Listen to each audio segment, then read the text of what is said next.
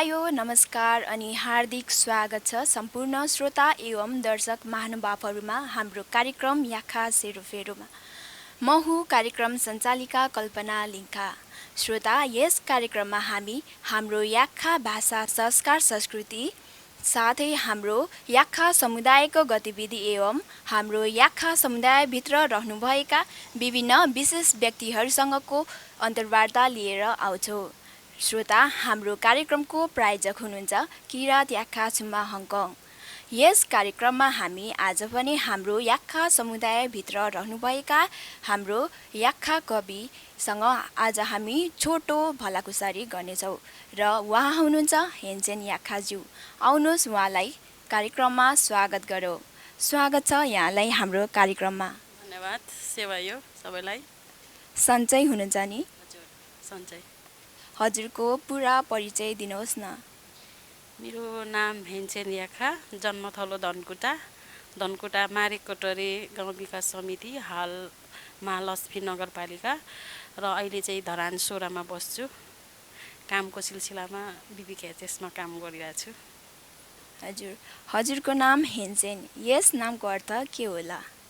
हेन्सेन भनेको वर्तमान, हिजो आज, अर्थात् इङ्ग्लिसमा चाहिँ प्रेजेन्ट भन्ने बुझिन्छ। हजुर साहित्य क्षेत्रमा लाग्नुभएको कति भयो र हजुरको याक्खा साहित्य क्षेत्रमा के कस्तो सिर्जना रहेको छ? साहित्यमा लागेको त लगभग विद्यालय कलेज पढ्दादेखिकै हो, तर अब बिचमा व्यवहारिकतातिर लाग्यो भनौँ न, अलिकति भ्याइएन, समय दिन सकिएन। अब अहिले जहीँ पनि म भन्ने गर्छु यो 40 कटेसी रमाउला, 40 को लाइनमा छु म अहिले। जीवन दुईपल्ट आउँछ भन्छ मान्छेको, दोस्रो जीवनमा छु। अब यो जीवन चाहिँ म साहित्यमै लागेर अगाडि बढाउन चाहन्छु र स्टार्टिङ पोइन्ट पहिला भन्दा पनि अहिले सक्रिय रूपमा लागेको चाहिँ 4-5 वर्ष भयो। याक्खा समुदायमा याक्खा क्षेत्रमा के कति याक्खाबा याक्खामाहरू हुनुहुन्छ? हजुरलाई केही जानकारी होला? साहित्यमा लाग्नुभएका मलाई जानकारी भएसम्म त हाम्रो एकजना हुनुहुन्छ, हाम्रो याक्खा भाषाका डिक्सनेरी भनेर पनि हामी चिन्छौँ, ऐतिहासिक व्यक्तित्व जसलाई धेरै ज्ञान छ, उहाँ हाम्रा कवि बम देवान दाजु, त्यस्तै गरेर गोपाल देवान दाजु, उहाँहरूले पनि याक्खा भाषामै कृति नै चाहिँ निकाल्नु भएको मलाई थाहा छैन, तर पनि उहाँहरू राम्रो राम्रो कविता सिर्जना गर्नुहुन्छ। त्यसै गरी अर्को एकजना कुबेर लिम्बुखिम भन्ने दाई हुनुहुन्छ, उहाँ चाहिँ अहिले आफ्नो यो के भन्नु, आफ्नो व्यवहारले गर्दाखेरि गाउँतिरै बस्नु भए पनि उहाँको प्रकाशनमा नआए पनि मलाई जानकारी भएसम्म उहाँले लेखिरहनु भएको छ। याक्खाको यो कथाहरू कविताहरूमा उहाँ निकै लागेर लोककथाहरूमा पनि उहाँ लागिरहनु भएको छ। अनि त्यसै गरी हाम्रो अर्को एकजना धरानकै भाइ हुनुहुन्छ नगेन्द्र याक्खा, उहाँ चाहिँ बाहिर आइसक्नु भएको छैन, तर मैले उहाँको घरमा देखेको छु। उहाँले निकै लेख्नु भएको छ, उहाँलाई बाहिर ल्याउने क्रममा छौँ हामी, सायद उहाँ पनि छिटै निस्किनुहुन्छ। स्वभावैले पनि हामी जनसङ्ख्या पनि कम भएर होला, अब औँलामा गन्न सकिने मलाई जानकारी भएअनुसार यति नै हुनुहुन्छ। आज हामीसँग याक्खा कवि हुनुहुन्छ। पहिलो कोसेली स्वरूप एउटा मिठो कविता जाओस् न त, मिल्छ भने नेपालीमा उल्था सहित। उल्था गऱ्यो भने चाहिँ अलिकति लामै हुन्छ होला, एउटा कविता अलिकति लामो छ। म यो कविताको थिम भन्छु। यसमा चाहिँ हाम्रो किराँती चेली देउराली चामलिङले प्रथम उहाँ महिला सगरमाथा आरोही हुनुहुन्छ। उहाँले सगरमाथा सफलतापूर्वक आरोहण गरिसकेपछि मैले उहाँको नाममा एउटा कविता लेखेको थिएँ र यो कविताको मेन थिम भनेको चाहिँ उहाँले सगरमाथा चढेर आउनुभयो। सगरमाथा चढ्दाखेरि उहाँलाई के समस्या भयो, उहाँले सबै फेस गरेर चढेर आउनुभयो, उहाँले एउटा सफलता प्राप्त गर्नुभयो। त्यो सबै किराँतीहरूको लागि गौरवको कुरा हो। र उहाँले सगरमाथा चढेर आउँदाखेरि अब हामी त प्रकृति पूजक होइन, हामी किराँतीहरू हामी त भगवानको रूपमा मान्छौँ चोमालुङमालाई। उहाँले चोमालुङमासँग अब हाम्रो पहिचानका कुराहरू छन्, गुमेका भूभागका कुराहरू छन्, गुमेका भूमिका कुराहरू, यो सम्बन्धीमा र हामीले हराएको पहिचानहरू कसरी ल्याउने, यो बारेमा चाहिँ चोमालुङमासँग के मागेर आउनुभयो। तर आशा छ उहाँले जे माग्नुभयो सबै आफ्नो हाम्रो यो संस्कार संस्कृति जगेर्ना गर्नको लागि काम लाग्ने कुराहरू नै उहाँले मागेर आउनुभयो। त्यसैको लागि चाहिँ मैले उहाँलाई बधाई दिएको प्रसङ्ग छ। म चाहिँ यसलाई डाइरेक्ट आफ्नो भाषामा वाचन गर्न चाहन्छु सुरुवातमा। दा प्याक प्याक बधाई कायुङका खाप चोमालुङबे ताङखुमा किराँतीमा मु देउराली चाम्ली उन्दा प्याक प्याक बधाई दा चोमालुङका ताङबे ताङगोङ जेप्पा चोमालुङबा चात्तु नाच्या लेक्साङ उन्दा काहाकका निवागा चरम्बे चोनसाङ येबेमा गाना उन्दा प्याक प्याक बधाई दा भिरिक बे फुङखुबा ओमला फुङ लेक्सामा गाना उथुक मेसिङ खुबा फुङ लेक्सामा गाना अन्दा हवाकै हवाक सुम्फकै सुम्फक बे नामखुबा ओन्दोङला फुङ लेक्सामा गाना अन्दा प्याहाक प्याहाक बधाई इखिङ इखिङ छाक्नुङ चोमालुङ बे थाङसा गाना आकु हिन्ना भन्दा छाक्नुङ हाइकोना नाङकोङ थाङमाका लागि बाँकी वेदना हिन्नाका लागि चोमालुङ नुङ निवा मुङ या नाक्तु गाना याम मान्नाम देउराली नेहा नेहा खामफोङ खुम्पाचिगा खाम मासा बेहाची आसेन्ना उथुगा लाम्बुचिचा मासा बेहाची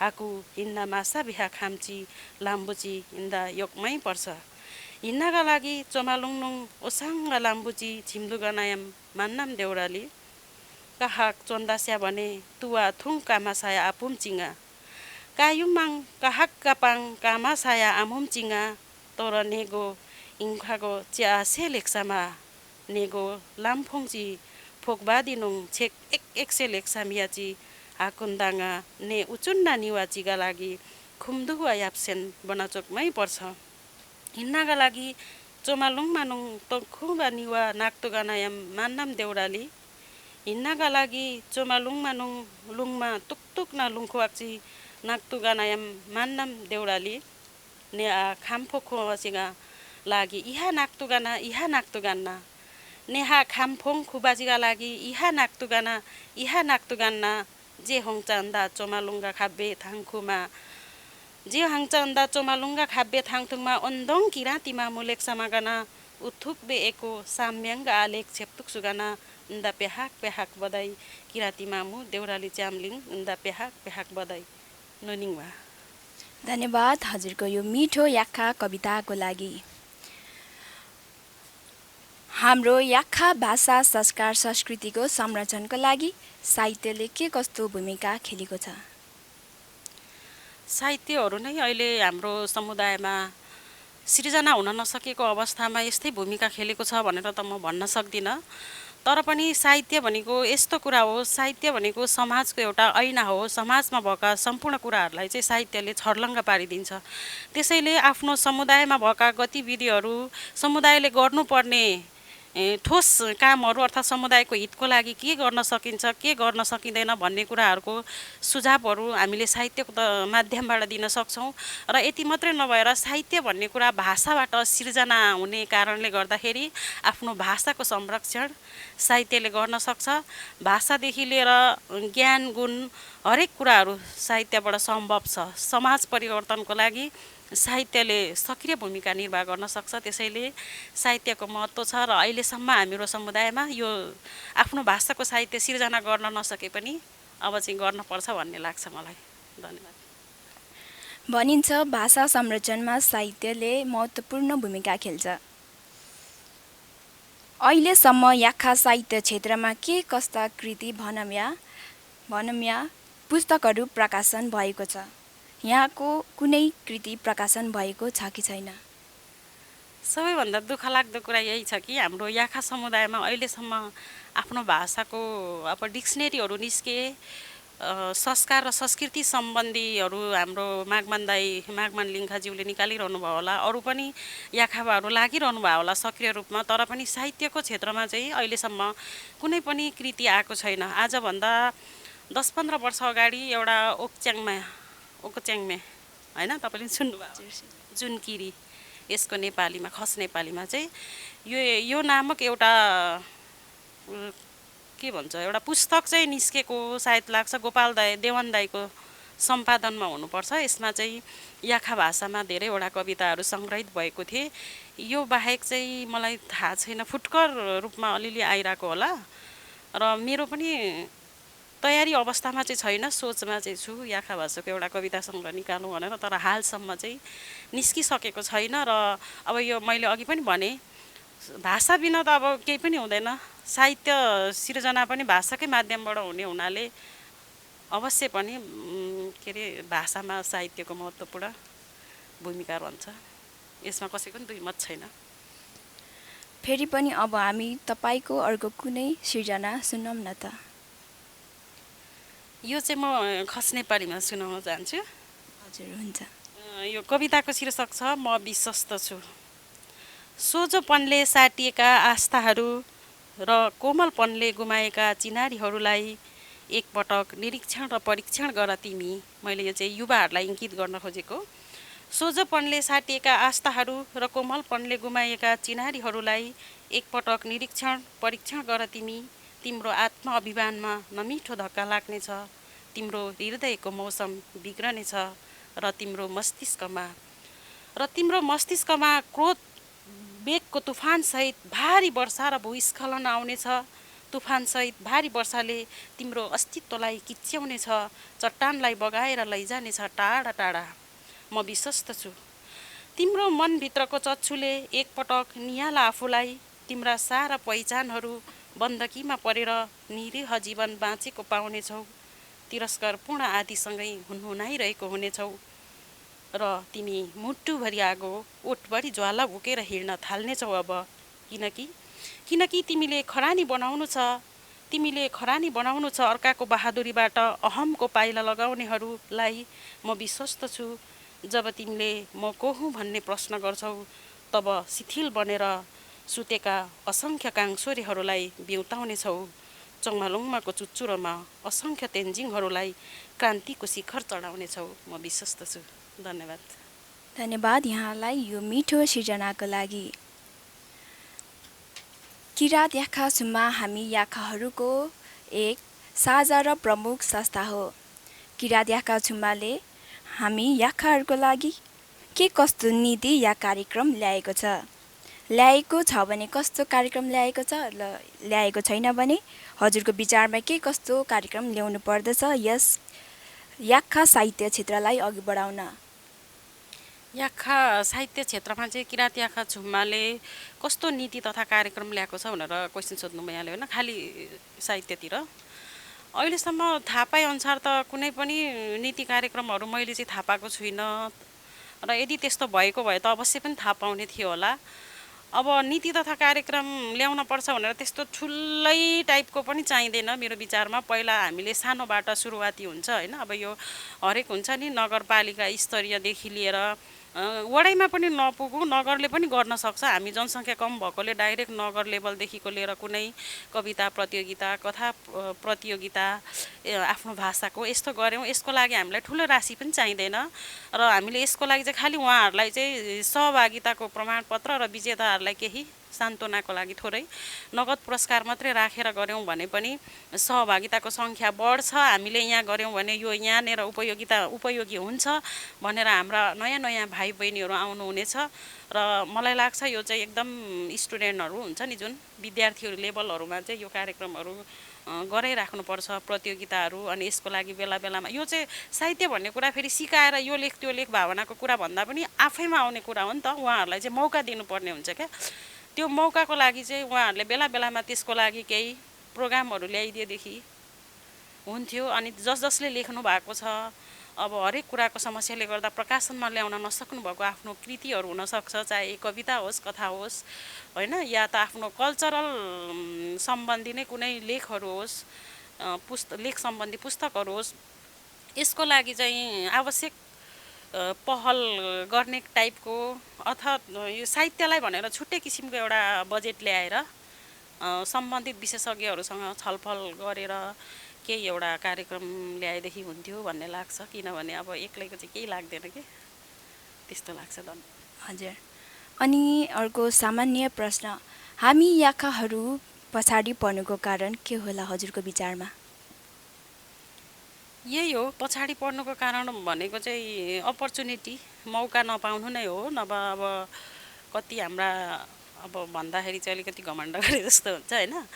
लिम्बू राई साथीहरूले याखाहरू भनेको थोरै हेर्दा नपत्याउने तर बुझ्दै जाँदाखेरि चाहिँ अलि केही भएको जस्तो भनेर उहाँहरूले पनि अब हुन चाहिँ कुन हिसाबले भन्नुभयो प्रायः जसोले त्यसरी नै मूल्याङ्कन गरिदिनुहुन्छ र मैले आफूले पनि यसो विश्लेषण गर्दा आफ्नो याखा भाइ बहिनी दाजुभाइहरू हुनुहुन्छ नि यसो हेर्दाखेरि सोझो तर भित्र केही चाहिँ छ याखामा खुबी नभएको होइन तर खालि उहाँहरूले मौका अनि त्यस पछाडि बाटो दे गाइडलाइन त्यो मात्रै अभाव भएको जस्तो लाग्छ र त्यो मात्रै भयो भने चाहिँ छिटै नै अब त्यो साह्रै नकारात्मक हुनुपर्ने अवस्था पनि छैन अगाडि आउन सकिन्छ जस्तो लाग्छ। हजुर फेरि पनि अर्को यहाँको सिर्जना सुन्न सकिन्छ याखा भाषामा या नेपालीमा राख्दा पनि भयो। हुन्छ म दुवैमा राख्छु यो अलि छोटो भएकोले गर्दा नेपालीमा पनि सुनाउँछु यो चाहिँ मेरो त्यो हाम्रो किराँत याखा स्टुडेन्टले पनि फेसबुक पेजमा सेयर गरिदिनु भएको पुरानै कविता हो। यो कविताको चाहिँ म अलिकति ब्याकग्राउन्ड सुनाउन चाहन्छु। यो पहिला एकपल्ट तपाईँहरूले पनि सुन्नुभएको थियो होला भानुचोकमा एउटा स्कुटी एक्सिडेन्ट भएको थियो जहाँ चाहिँ त्यो दिवंगत हुने चाहिँ हाम्रो बुहारी हो कि लिम्बू बिपी क्याचेसकै स्टाफ नर्स हाम्रो याखा भाइ चाहिँ हो कि उहाँ। अनि त्यति बेला चाहिँ हामी यो रियल घटनामै आधारित हो त्यो ट्रकले खिचेर एक्सपायर भएको स्कुटी उयो भएर भन्दाखेरि त्यो प्रसङ्गमा चाहिँ मैले लेखेको छु त्यही सुनाउन चाहन्छु। पहिला म नेपालीमा भन्छु अनि बुझिहाल्नुहुन्छ। दोष कसको आँखाभरि आँसुको बुढी खोला बगाउँदै भविष्यका सपना र अनेकन योजनाहरूलाई प्रेयसीको चित्तसँगै जलाउँदै टोलाइरहेको उसलाई एकनासले हेरिरहन्छु म। यतिखेर चाहिँ हामी मलामी गइरहेको थियौँ बुढी खोला त्यही प्रसङ्गमा मलाई आएर मैले लेखेको हो। आँखाभरि आँसुको बुढी खोला बगाउँदै भविष्यका सपना र अनेकन योजनाहरूलाई प्रेयसीको चित्तसँगै जलाउँदै टोलाइरहेको उसलाई एकनासले हेरिरहन्छु म। बा लगायत उपस्थित जनले सम्झाइरहन्छन् उसलाई सम्हाल बाबु आफूलाई मन बाँध बेसरी जे हुनु थियो त्यो भयो आखिरी मृत्यु शाश्वत हो जन्मेपछि हरेकले एक दिन मर्नै पर्छ म भने मौन रहन्छु। बिस्तारै मेरा आँखा चोक र बाटोमा जान्छ जहाँ गाडीहरू गुडिरहेका हुन्छन् पैदलहरू हिँडिरहेका हुन्छन् व्यस्त छ चोक व्यस्त छ बाटो म भने आक्रोशित हुन्छु र चिच्याउँछु ज्यानमा र चोक ज्यानमा र बाटो।